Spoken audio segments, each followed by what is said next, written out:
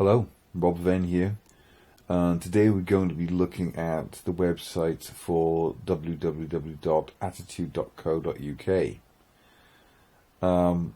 This obviously is the website of the magazine Attitude.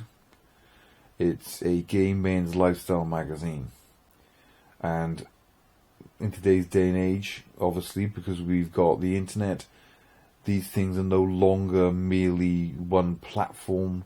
They're multiple cross-platform brands. So we're going to be looking not just at the magazine, but we're going to be looking at their social media accounts as well. One thing I wanted to start off by just quickly looking at is there's not an awful lot of difference between Attitude's website, if you look at it, and then the websites of magazines like Esquire. It's taking a bit of time to load up.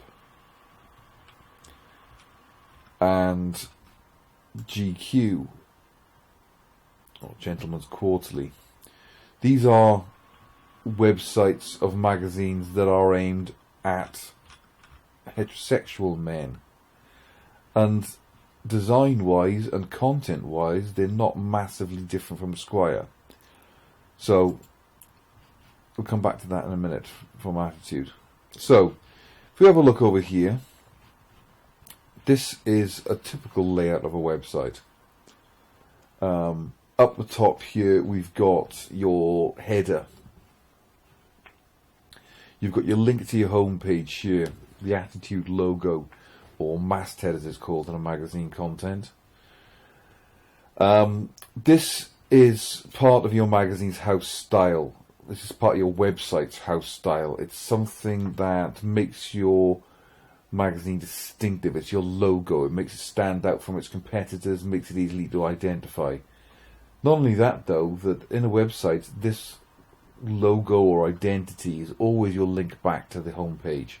So whatever page you're on, clicking on this will always bring you back to this home page. It helps to stop you getting lost.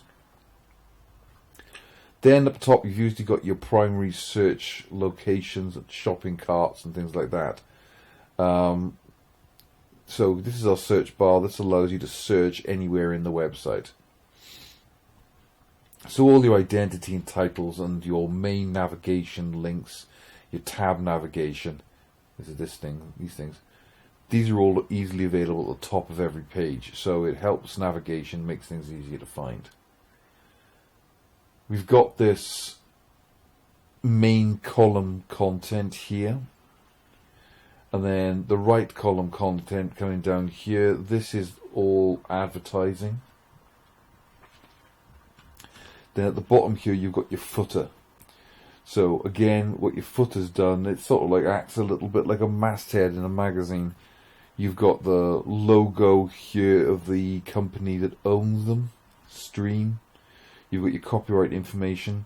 You've always got classic page links down here. You'll have an about page.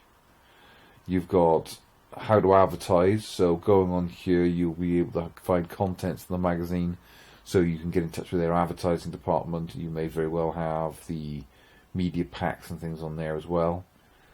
Get in touch. The ability to contact the magazine, or in this case, the website. Again, this goes into the theories of people like Clay Shirky, in that media is now much more interactive. The audience is able to talk back to the producer. And then yet again, subscriptions. This is very important for websites. It's very important for magazines. Because they are a magazine, let's not forget that as their primary identity as a media product. You want to be able to secure a regular revenue stream. You want money coming in all the time. And subscriptions guaranteed money. And in the case of a website like this, where it's not got a paywall, and the content is free, you need to monetize it somehow. So having digital subscriptions is another way to make money. And of course the website itself is helping to pay for itself by using advertising.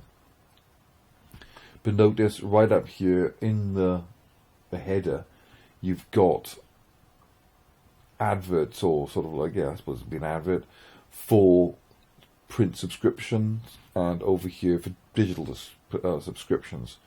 This is basically just a PDF version of the print magazine. You know, the kind of thing you'd have on a tablet or a Kindle or a phone or something, as you can see in the picture. Again, they're offering you best ever subscription offers in a way that is going to make it cheaper than buying it off the shelf. So it's sort of like the carrot to get you to get the subscriptions. Now, this is possibly one of the most important things we're going to look at.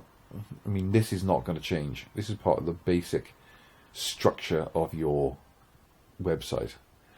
These correspond to different sections that are in the magazine.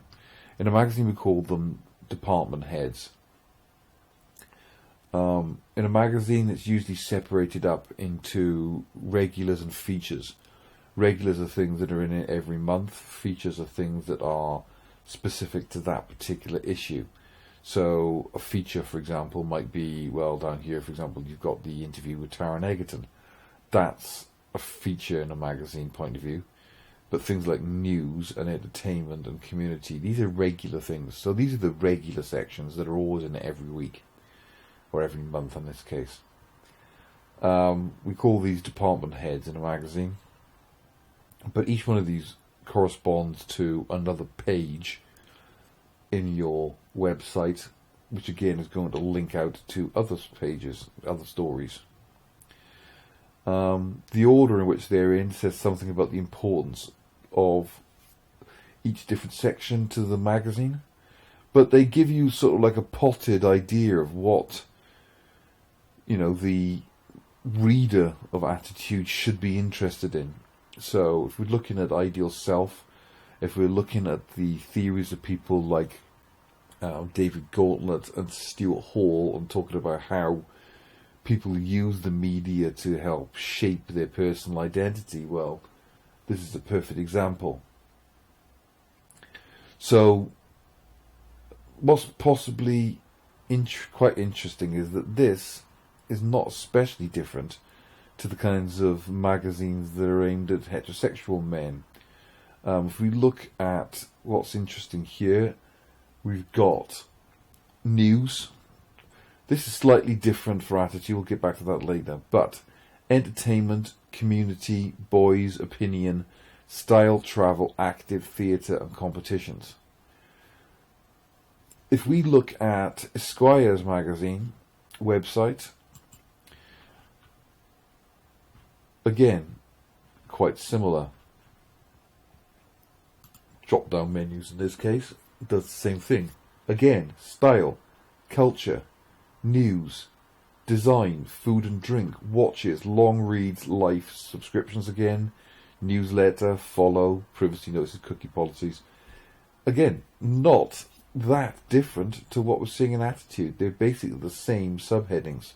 Slightly different with watches and long reads, but the rest of it is pretty similar. Again, if we look at GQ, fashion, watches, culture, grooming, lifestyle, women, fitness, politics, cars, sport, food and drink, catwalk, and then you've got your shopping and stuff, subscriptions and things like that. Essentially the same issues as Attitude.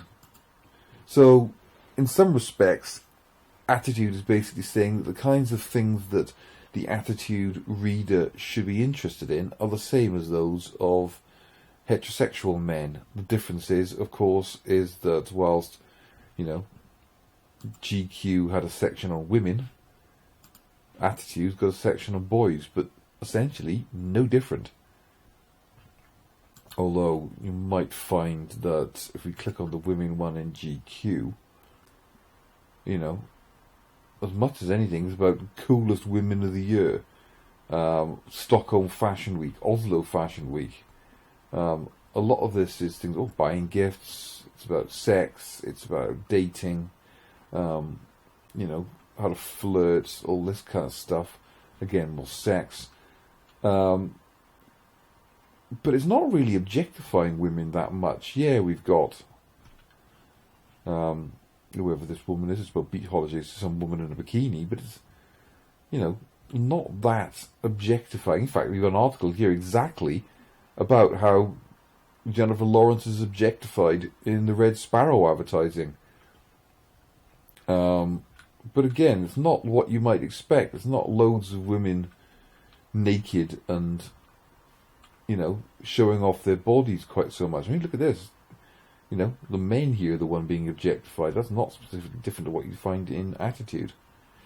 But if we go over to Attitude and we look at the boys bit on here, much more objectifying in a way, which is quite surprising.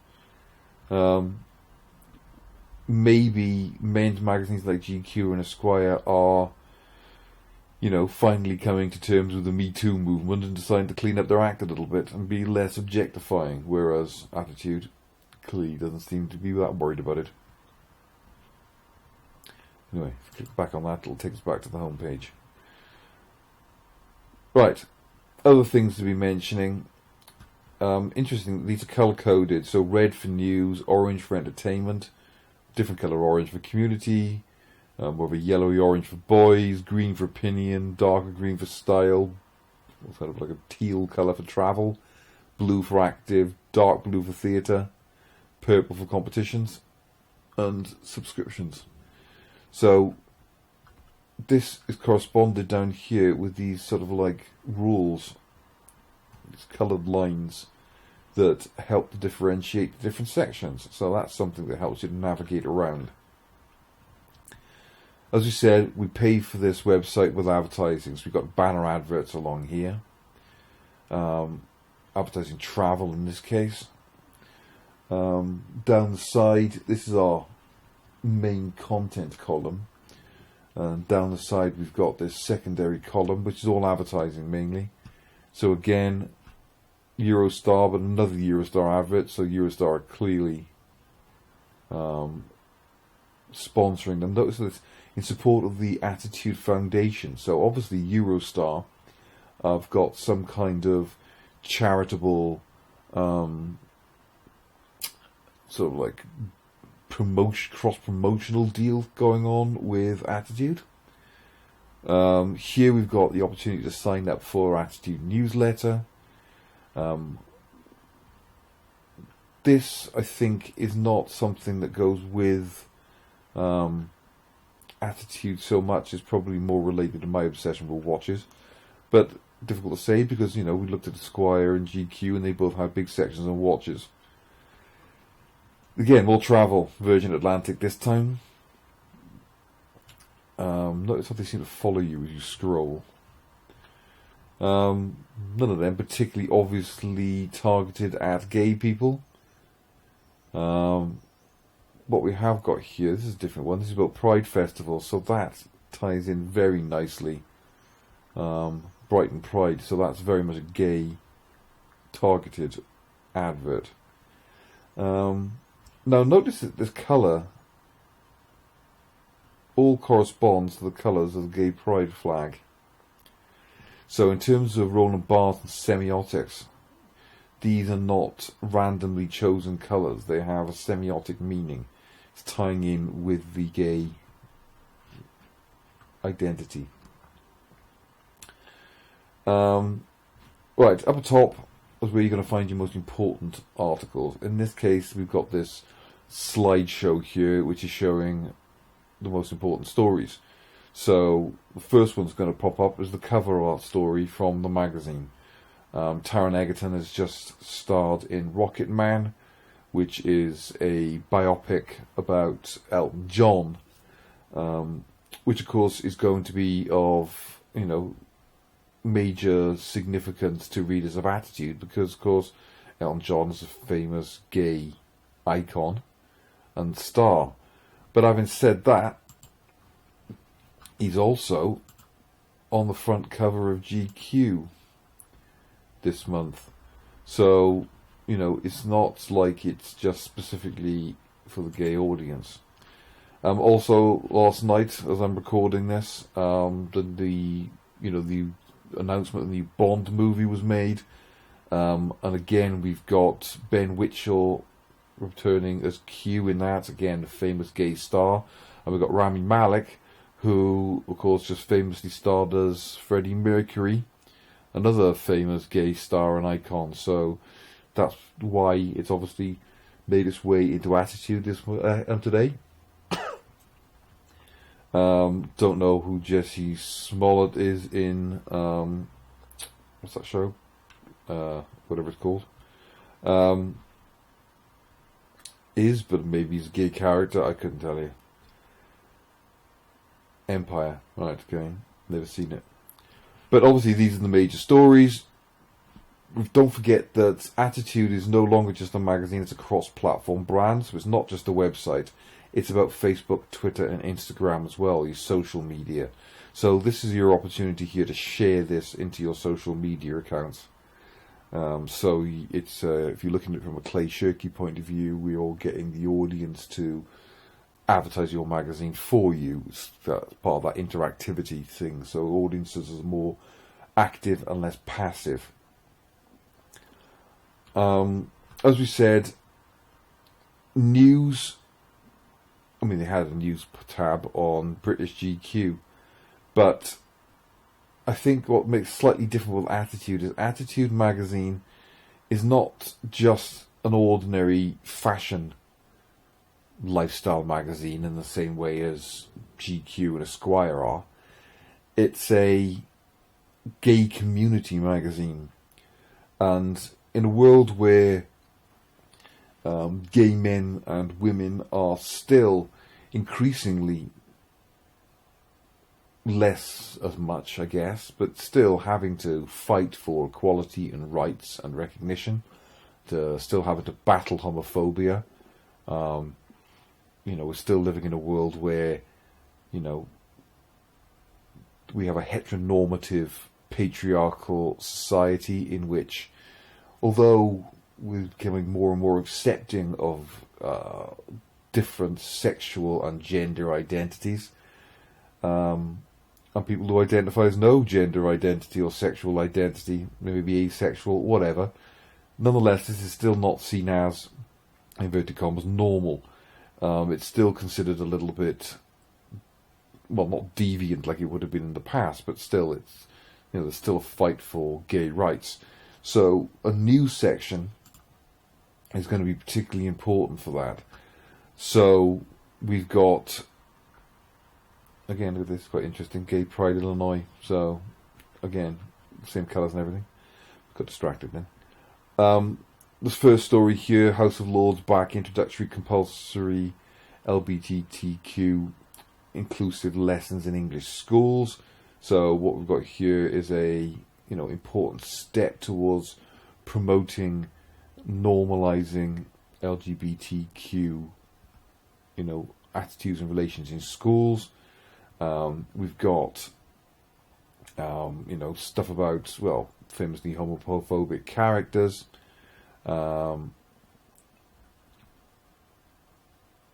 Again, more stories about homophobia, transgender issues, more homophobia, etc., etc. So this is all about, the news element, basically. It's all about things that are relatively important to gay rights. Entertainment.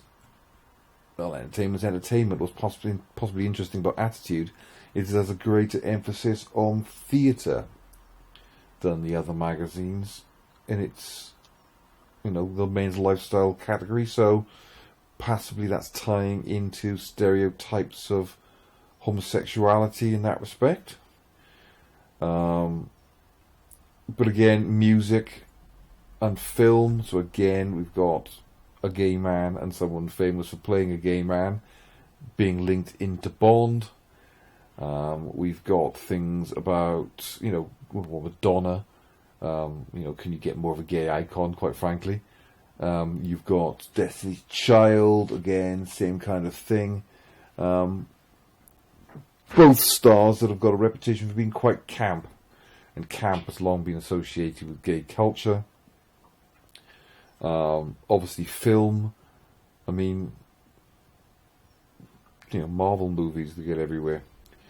Cher, look at that, another classic gay icon. Chloe Grace Moretz again, who's been famous for playing gay characters, and I think herself might be bisexual.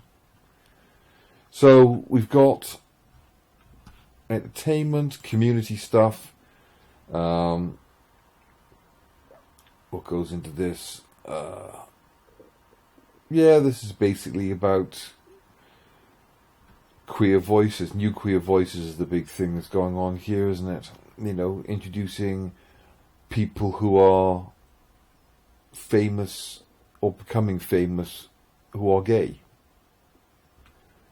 So it's talking really about the visibility of gay people in culture, and it's introducing people perhaps as ideal selves and ideal partners. If we're looking at the Carl Rogers element, I'll come back to that later. Opinion. Again, these are longer reads. Again, mostly about culture, but also bringing up elements like racism, and things about dating and culture, history, the Holocaust, obviously, the atrocity against gay men. Again, a lot of it's about modern culture, though, and pop culture. Politics and things like that as well. Style, literally no different to anything you'd find in GQ and Esquire, but perhaps with a bit more objectification in it.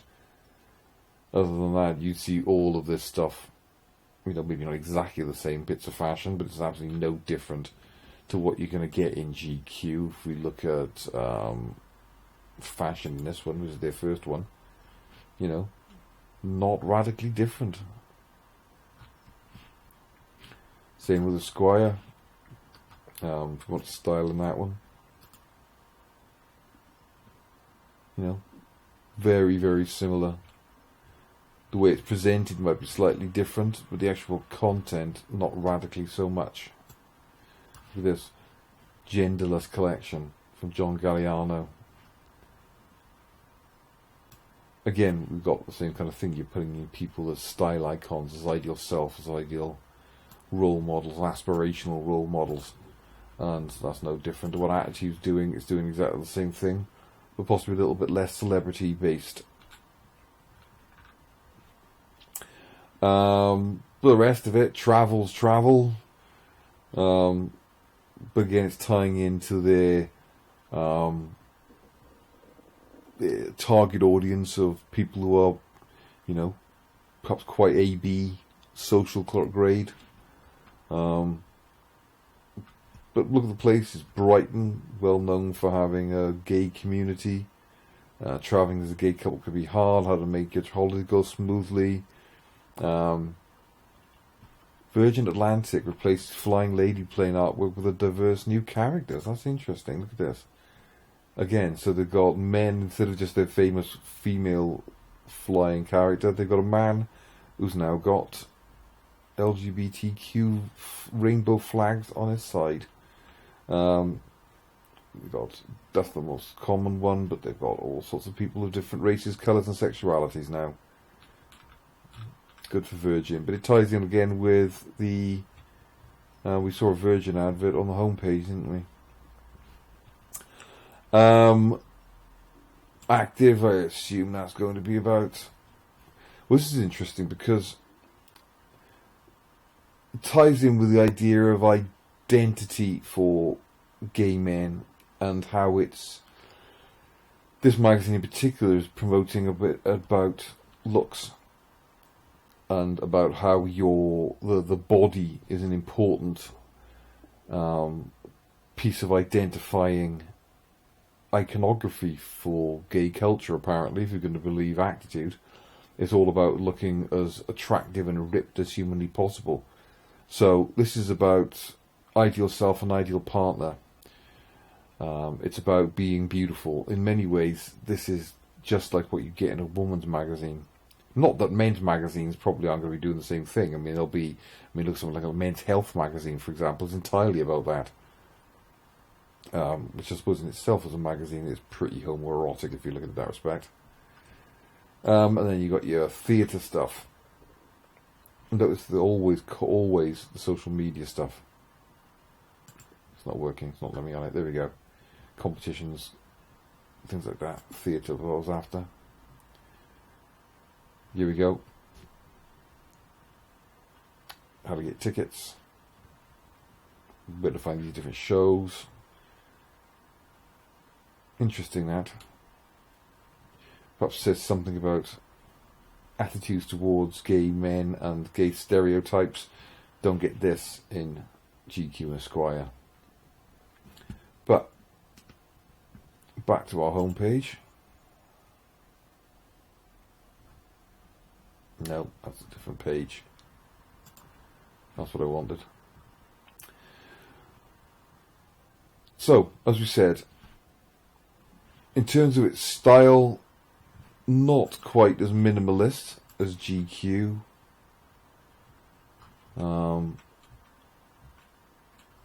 Okay, Tara Negative again here.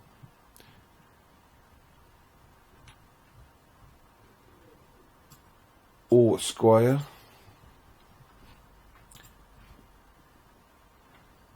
But nonetheless, very similar in every other respect.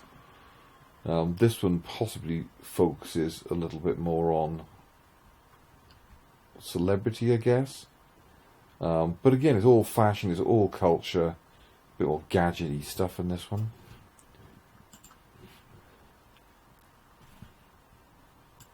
If we go back to our news homepage. But very, very similar in that respect. Content slightly different though. Again, this is all going to change depending on which particular day you're going to be looking at it on.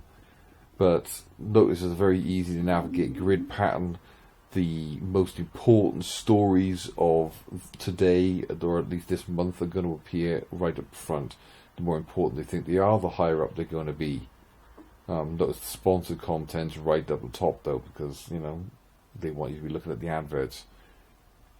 It's where the money comes from. If we just click on one of these,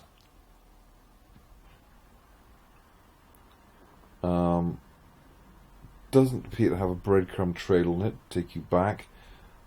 That's not a hyperlink. Again, lots of adverts, pop-ups. All of this is paying for the website to give you free content, essentially.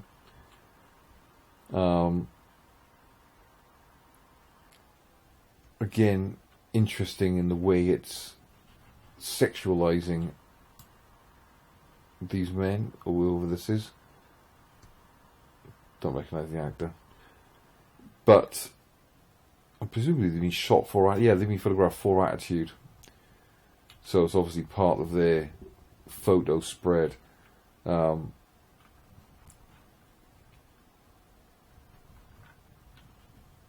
If you go back to boys again here, this I think is it's interesting in the way that, like I said when we talked about in the other video, if you go back and watch my other video, which I did about Attitude magazine, about we haven't got really anything about queer theory as part of the key theories. It's mostly gender stuff. But if we think about Laura Mulvey's male gaze, and we think about the way in which traditionally women are photographed in such a way as that they are objectified, and that they're usually shown as being passive, that the viewer, the perceived male heterosexual viewer, is observing them from a position of power. So we usually got high angle shots looking down at them to make them look weak, to make them look submissive, and to make us look dominant. Again, we can see that being reflected in these photographs here, look. So we've got photographs of men looking a bit more submissive. So these are poses that we might be more traditionally likely to see women being posed in. But on the other hand, we've also got more active ones. Slightly low angle to make him look perhaps a little bit more dominant and to make us perhaps a bit more submissive. Yeah, kneeling down though is another classic thing we'll see women doing in photographs. It's a submissive pose, but we're looking at him from slightly low angle again. Having said that, it also draws on the iconography of ancient sculpture and art. So if you go back to the kind of sculpture we'd expect to see in ancient Rome and ancient Greece, consider Michelangelo's David, for example. It's that same kind of same iconography of poses and things like that are there to show off the physique, to show off the muscles. But again, whoever this person is, Pietro Boselli, whoever the hell that is, maths teacher apparently, he's there as both an ideal self and an ideal partner for the viewer. When a man in a male gaze context is looking at a woman, she's being objectified as an ideal partner, as a sex object. She's being sort of dehumanized in that respect. You're meant to look at her with a sexualized, voyeuristic gaze. You're supposed to be consuming her body. But people like Laura Mulvey would argue that that's not the same for a woman. A woman, when looking at other women, are doing it with a male gaze because they're looking at them from a point of view of, well, that's what I should look like for men. That my worth and value in society is in my commodity exchange value for men. What have I got to offer them? It's about my looks, it's about my beauty, it's about my sexual availability. So a woman doesn't have the power to have a gaze, is one argument.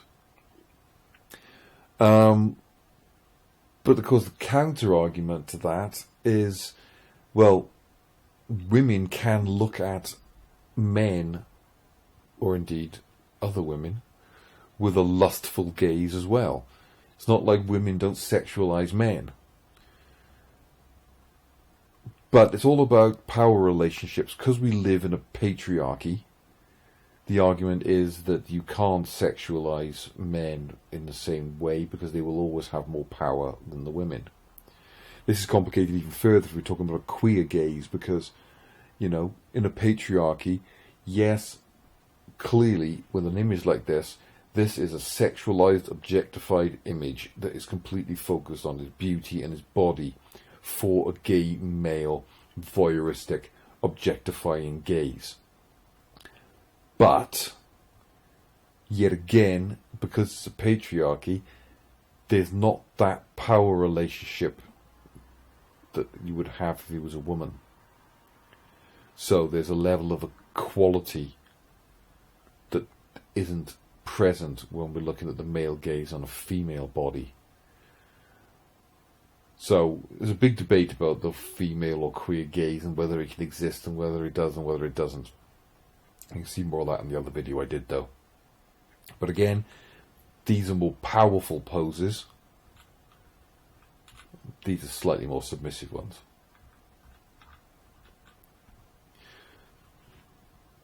But again, in many ways, I'd say that to a certain extent, in today's day and age, GQ and Esquire could not get away with objectifying women in the way in which Attitude is objectifying men, from the looks of this. I mean, it's not that they haven't in the past, and it's not that they probably don't in the magazine, but the website doesn't seem to. Has Esquire even got a section about women? No. Not the looks of it. It's under life. Sex, where you go, women.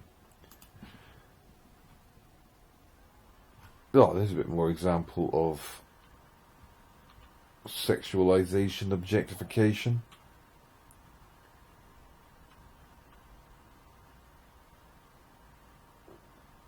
Oh, this is a bit more political, because it's a Sports Illustrated swimsuit. But again, look.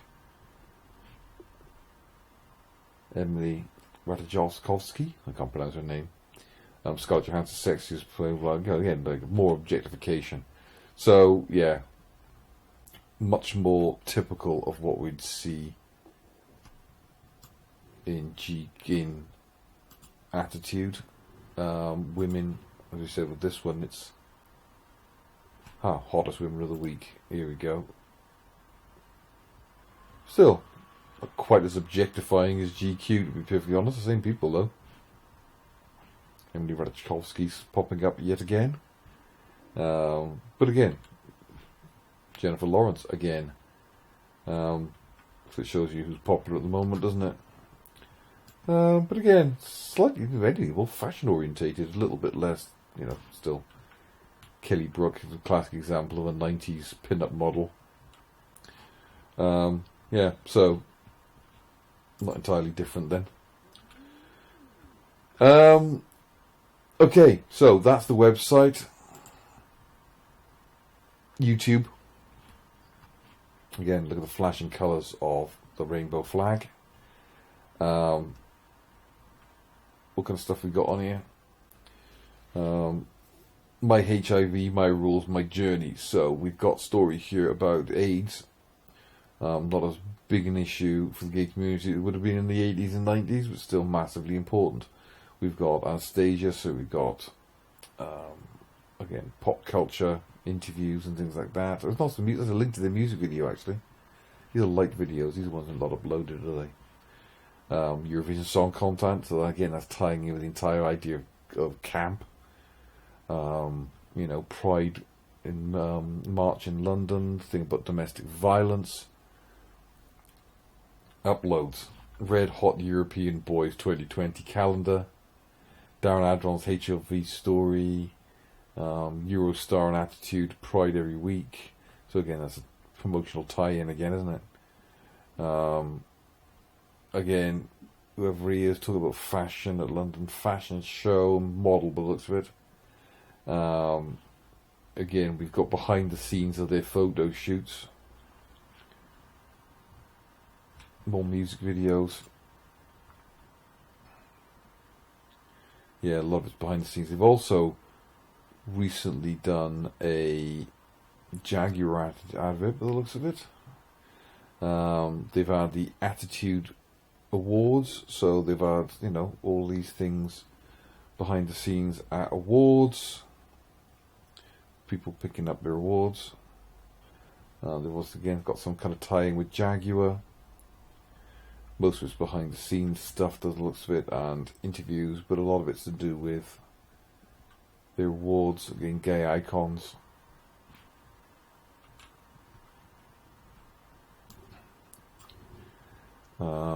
Playlists, music videos, I guess, things like that, remixes, community, nothing on that. So a lot of it's behind the scenes stuff. Not that much content though, surprisingly. 8.4 thousand subscribers. Not that many, is there? Okay. Not so much on the YouTube channel. Link there to their website though.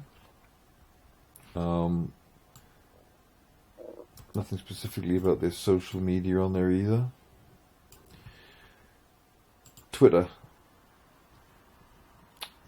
Nearly 67,000 tweets, nearly 20,000 followers. Oh, they're following. They've got 170,000 followers, 7,336 likes. Who to follow? Other gay Twitter feeds. Stonewall, obviously, for gay rights. Huffington Post, BuzzFeed. Over here, of course, we've got, notice how across these they're using the front cover of the magazine as their sort of like profile picture. massive picture of Taron Egerton up the top here, because that obviously ties in with what's in this month's issue. So this is your pinned post up the top.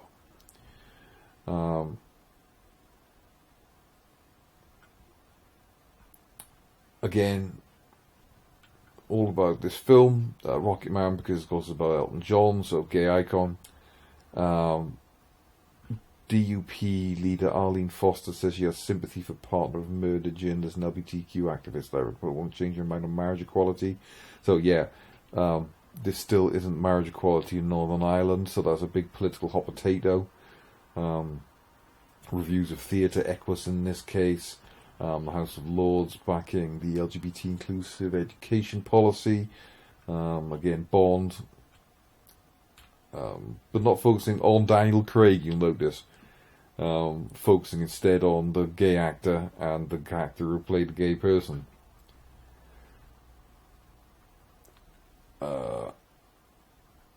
Again, essentially the same stories that were pinned to the top of the website. Really? Essentially the same thing. Behind the scenes photos, reviews, links to their web. I mean, basically it's all the same stuff that was on the website, basically. It's just there to advertise it. I mean, you click on these, it takes you to the stories.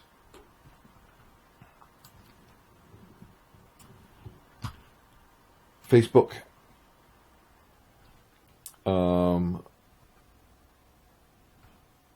Nearly 780,000 followers. 806,696 likes. Again, promoting the magazine again. It's interesting to note, of course, the 25th anniversary of Attitude, which they didn't really say much about on the website, did they? Interestingly, shop now, so merch, selling stuff, I assume. Yep. So taking you to digital subscriptions.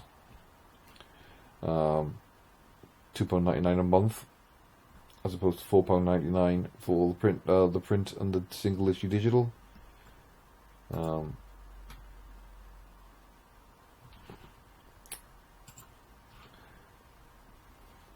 So what else we got here?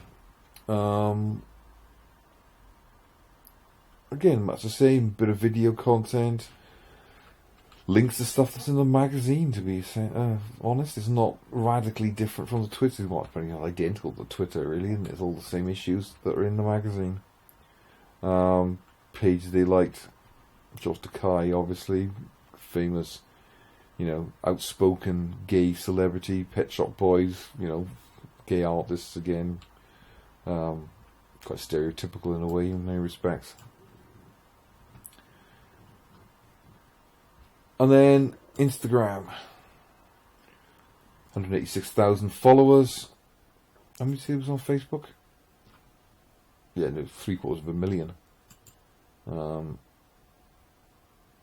So 67,000 roughly. So yeah, twice as popular as Twitter. Again, covers and Pride Awards. Most of it is just pictures of the stuff that's in the magazine, basically. Notice the 25th anniversary thing is a big deal on it. So pictures from movies, pictures of gay icons, pictures of behind the scenes photography. So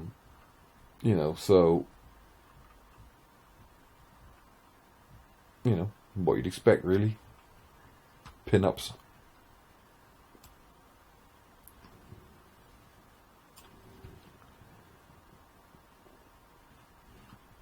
Right. I think that's about it, really. Just to remember, emphasizing here that Attitude is a cross-platform brand. It is not just a website. It's not just a magazine. So consider people like Hez McGulch, consider people like Karen and Seaton talking about these ideas about, it's an independent company. This Stream, they are horizontally integrated because they make other magazines, but they're all in-house magazines. They're not, you know, commercial magazines in the same way Attitude is. Attitude is their one lifestyle brand, and it's obviously a passion project for its owner. So all this stuff gives them a degree of vertical integration. In terms of your genre theory, your Steve Neal, your genre theory, it's interesting that Attitude magazine and Attitude website is not massively significantly different from their male heterosexual equivalents. Men's Health, I guess, would be probably the one that's closest to it, I imagine. As well have a look, Men's Health.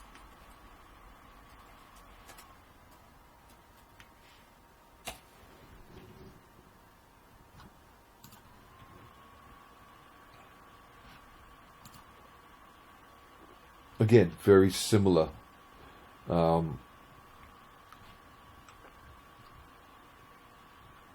Obviously, there's a focus on the male body in this as well. So, in many respects, there's a real level of homoeroticism in this magazine.